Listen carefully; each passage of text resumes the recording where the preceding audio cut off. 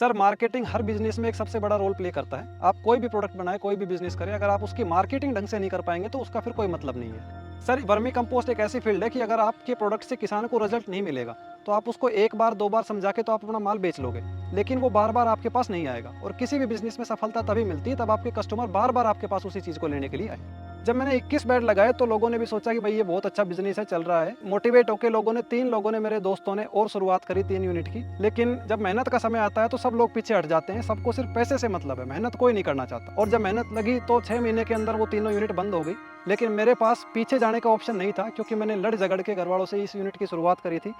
हमें सिर्फ ये लगता था कि केंचुआ खाद बना देगा, हम उसको उतार के बेच देंगे और काम चल जाएगा। लेकिन इसमें बहुत ही मेजर रोल प्ले करता है आपका लेबर मैनेजमेंट। अगर आप ढंग से एक सही कॉस्टिंग में आप वर्मी कंपोस्ट को तैयार नहीं कर पाएंगे तो आप इसमें फेल होना निश्चित है। ये है युवा किसान चेतन यादव। राजस्थान में अलवर जिले के जमालपुर गांव के रहने वाले हैं। इन्होंने अपने खेत में वर्मी कंपोस्ट यूनिट का बिजनेस शुरू किया और 2 साल में ही सफलता की सीढ़ियां चढ़ते चले गए। लेकिन इन 2 सालों में इन्होंने जो मेहनत और तकनीक का इस्तेमाल किया है वो आप सबको जरूर देखना चाहिए, क्योंकि यदि कड़ी मेहनत और तकनीक का सही इस्तेमाल किया जाए तो सफलता जरूर मिलती है। इसी का उदाहरण है चेतन यादव। नमस्कार दोस्तों, मेरे साथ है युवा किसान चेतन यादव। आप जो देख रहे हैं ये इनका वर्मी कंपोस्ट का यूनिट है और इन्होंने केवल 2 साल में इस यूनिट को सफल बना दिया है। बात सिर्फ वर्मी कंपोस्ट यूनिट की नहीं है, कोई भी बिजनेस आप शुरू करें उसमें किन किन चीजों की जरूरत होती है सफल होने के लिए और असफल क्यों हो जाते हैं, इनके उदाहरण से समझ सकते हैं। केवल 2 साल में 21 बेड से आज 150 बेड पर आ गए हैं और इन्वेस्टमेंट भी कोई बहुत ज्यादा नहीं किया है। आज इनका बिजनेस प्रॉफिट में है। इनकी सफलता के पीछे की कहानी आपको जरूर सुननी चाहिए, क्योंकि बहुत से युवा आजकल एंटरप्रेन्योर बनना चाहते हैं लेकिन कुछ चीजों की कमी के कारण वो बिजनेस में सफल नहीं हो पाते, चाहे किसी भी तरह का बिजनेस हो। तो चलिए इन्हीं से जानते हैं केवल 2 साल में वर्मी कंपोस्ट यूनिट इन्होंने कैसे सफल बनाई।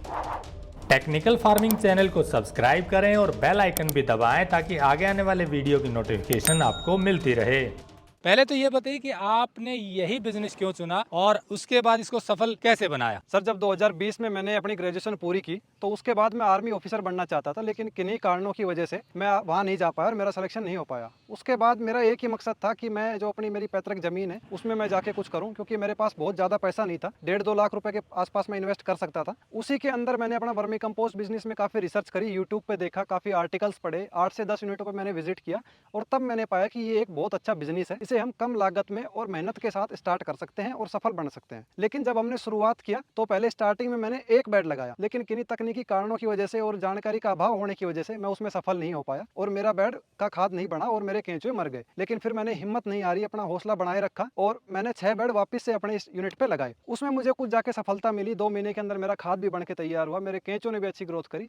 फिर जाके मैं 15 बेड का केंचुआ और लेके आया और मैंने अपने 15 बेड वो और 6 बेड ये 21 बेड से मैंने अपने वर्मी कंपोस्ट की एक सफल शुरुआत करी। जब मैंने 21 बेड लगाए तो लोगों ने भी सोचा कि भाई ये बहुत अच्छा बिजनेस है, चल रहा है। लेकिन मोटिवेट होकर लोगों ने, 3 लोगों ने, मेरे दोस्तों ने और शुरुआत करी 3 यूनिट की। लेकिन जब मेहनत का समय आता है तो सब लोग पीछे हट जाते हैं। सबको सिर्फ पैसे से मतलब है, मेहनत कोई नहीं करना चाहता। और जब मेहनत लगी तो 6 महीने के अंदर वो तीनों यूनिट बंद हो गई। लेकिन मेरे पास पीछे जाने का ऑप्शन नहीं था, क्योंकि मैंने लड़ झगड़ के घर वालों से इस यूनिट की शुरुआत करी थी और बहुत कुछ शुरुआत में मैंने देखा था मेरे साथ जो हुआ। आपको लड़ झगड़ के क्यों शुरुआत करनी पड़ी? क्या घर वाले केंचुआ पालन बिजनेस के खिलाफ थे? सर मैं आपको बताऊं, मैं 8th होने के बाद ही मैं बाहर चला गया था अपनी स्टडी के लिए और मैं लगभग 9 से 10 साल बाहर रह के मैंने पढ़ाई करी अपनी। मेरी साल की 3-3, 4-4 लाख फीस होती थी। तो कोई भी किसान माता पिता ये नहीं चाहेगा कि हमने इतनी मेहनत पैसे लगाकर अपने बेटे के ऊपर उसको अच्छी पढ़ाई कराई और उसके बाद वो घर आके वापस उसी खेती में जिसमें हम हताश होकर बैठे हैं उसी को वापस अपनाए। तो इस कारणों की वजह से मैंने घर वालों को काफ़ी समझाया, उनको काफ़ी वीडियोज़ दिखाई सफल वर्मी कंपोस्ट यूनिट की और फिर जाके वो माने और फिर मैंने शुरुआत करी। उसके बाद फिर क्या चैलेंजेस आए? सर जब हमने वर्मी कंपोस्ट यूनिट पे अपने 21 बेड लगा लिए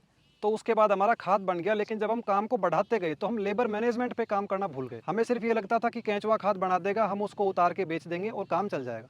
लेकिन इसमें बहुत ही मेजर रोल प्ले करता है आपका लेबर मैनेजमेंट। अगर आप ढंग से एक सही कॉस्टिंग में आप वर्मी कंपोस्ट को तैयार नहीं कर पाएंगे तो आप इसमें फेल होना निश्चित है। फिर हमने लेबर पे काम करना स्टार्ट किया, हमने ऑटोमेशन पे गए, हमने वाटरिंग के लिए रेन गन लगाई। इसमें भी हमने 4-5 डिफरेंट टाइप्स के स्प्रिंकलर यूज किए, लेकिन लास्ट में हमें रेन गन का पता चला ये सबसे बेस्ट वे ऑफ मेथड है वाटरिंग का। उसके बाद हमने जैसे बेड को कवर करने के लिए, सर मैं आपको बताऊं, पहले हम पराली का यूज करते थे। उसके बाद हमने जूट की बोरियां यूज की, लेकिन उसमें भी कमर्शियली वायबिलिटी नहीं आ रही थी, क्योंकि पराली में और जूट की बोरियों में एक तो महंगा ज्यादा पड़ता है, उनको बार बार खरीदना पड़ता है। जाता है और उसमें उतारने में और वापस लगाने में लेबर बहुत ज़्यादा लग जाती है। फिर हमने ट्रायल किए, ग्रीन नेट हम 3-4 तरीके के लेके आए डिफरेंट परसेंटेजेस में। उसके बाद हमने पाया कि जो 75% में ग्रीन नेट है वो सबसे बेस्ट है और उसको मैनेज करना बहुत आसान है, और इसको आप एक बार खरीदने के बाद आपको लगभग 3-4 साल तक दोबारा इसको खरीदने की जरूरत नहीं है, और इससे बेड भी अच्छे तरीके से कवर रहता है, बेड कहीं से भी खाली नहीं रहता। इसमें दो चीजें इंपॉर्टेंट है, एक टेम्परेचर और एक मॉइस्चर। क्या इन्हीं के लिए आपने ये सब किया? जी सर, इसमें दोनों चीज़ें बहुत इंपॉर्टेंट है। अगर हम मॉइस्चर मेंटेन नहीं कर पाएंगे, केंचुए को एक निश्चित मात्रा में हम पानी नहीं देंगे, तो उसमें दिक्कत हो सकती है, बेड में गर्मी भी बढ़ सकती है, और ओवर मॉइस्चर के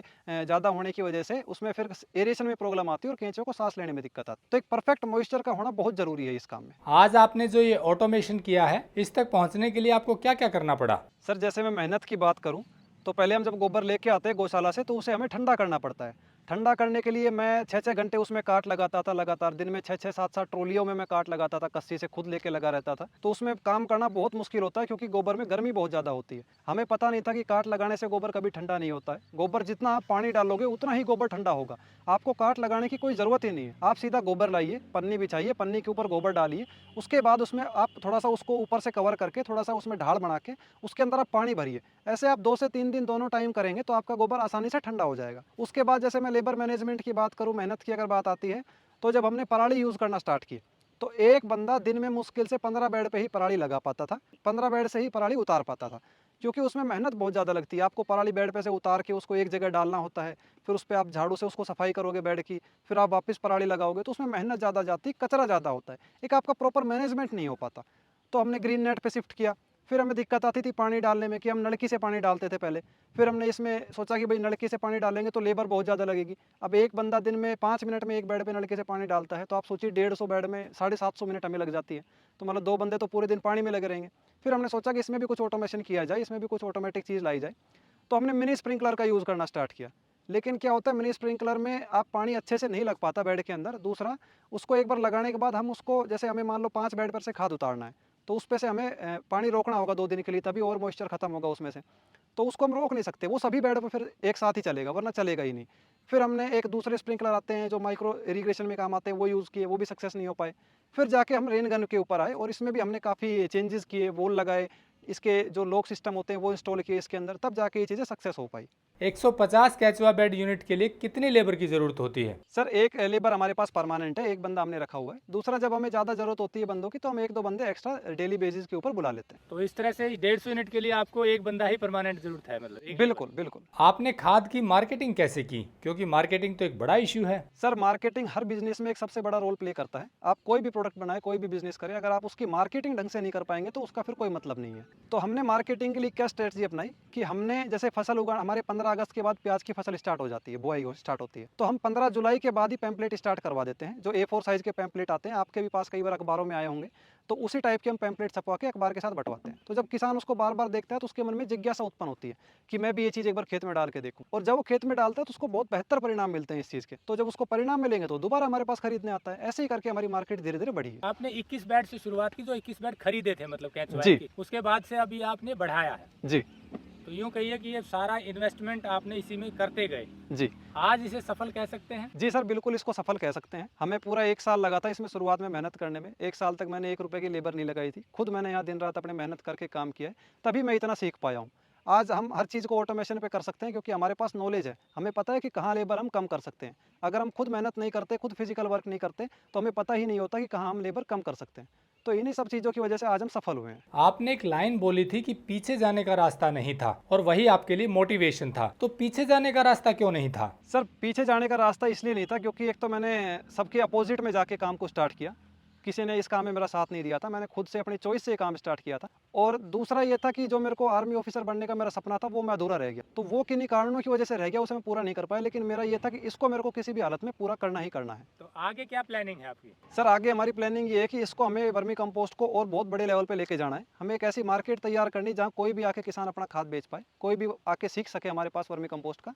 दूसरा अभी हमारे पास 150 बेड है, इसे हम लगभग 6 महीने में 300 प्लस कर देंगे। आप केचुआ खाद की क्वालिटी को कैसे मेंटेन करते हैं और रिजल्ट कैसे पता चलता है? सर, वर्मी कंपोस्ट की क्वालिटी में ये है कि आप साफ सुथरा गोबर लीजिए, पक्की फर्श का गोबर हो, बिना मिट्टी का गोबर हो, उसमें कोई कचरा नहीं हो, पन्नी ये एक्स्ट्रा चीज़ें नहीं हो। दूसरा, क्वालिटी सबसे ज़्यादा खराब होती है कि काफ़ी सारे कंसेप्ट हैं कि हम बेड में ही ज़्यादा पानी डाल के वर्मी वॉश निकाल लेते हैं। वो सबसे गलत कंसेप्ट है। आपको बेड में उतना ही पानी देना है कि आपका पानी बहे नहीं। अगर वो जो कस है वही तो उसकी ताकत है, अगर वही बाहर निकल गया, वही बह गया, तो फिर उसमें बचेगा क्या? तो ये आप कंसेप्ट मत लगाइए कि बेड में से ही वर्मी वॉश निकालें। आप उसमें पूरा कंटेंट रहने दीजिए, उसी में उसकी न्यूट्रिशनल वैल्यू है। तीसरा ये है कि आप बनने के बाद उसमें मॉइस्चर मेंटेन करें। अगर आपका मॉइस्चर कम हो जाएगा, आपको 15 से 20% मॉइस्चर मेंटेन करना है।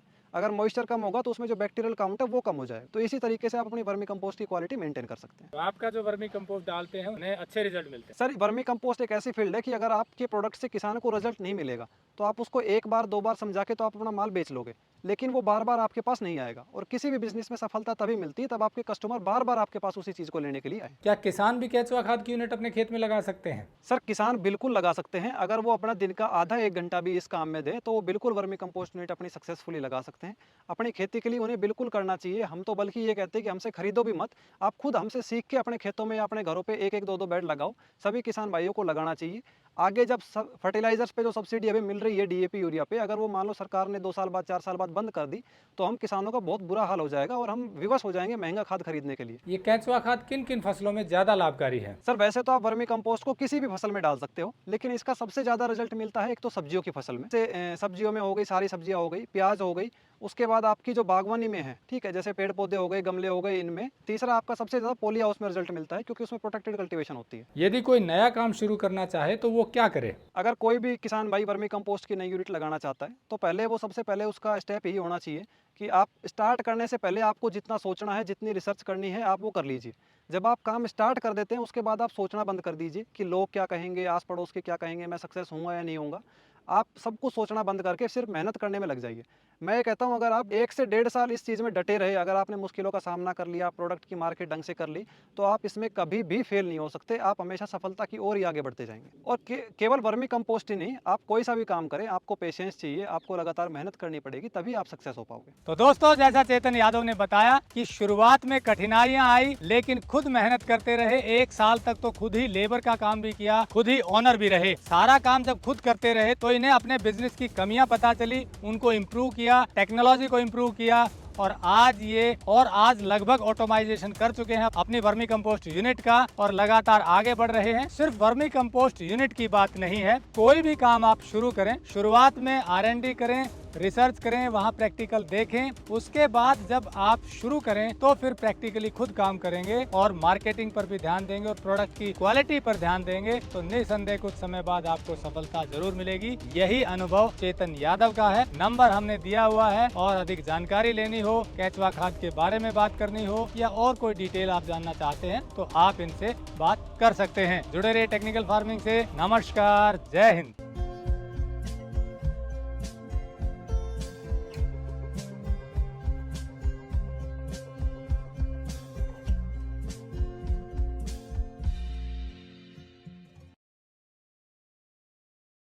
अगर आपको यह वीडियो पसंद आया है तो ज्यादा से ज्यादा लाइक और शेयर जरूर करें। साथ ही चैनल को सब्सक्राइब करना ना भूलें।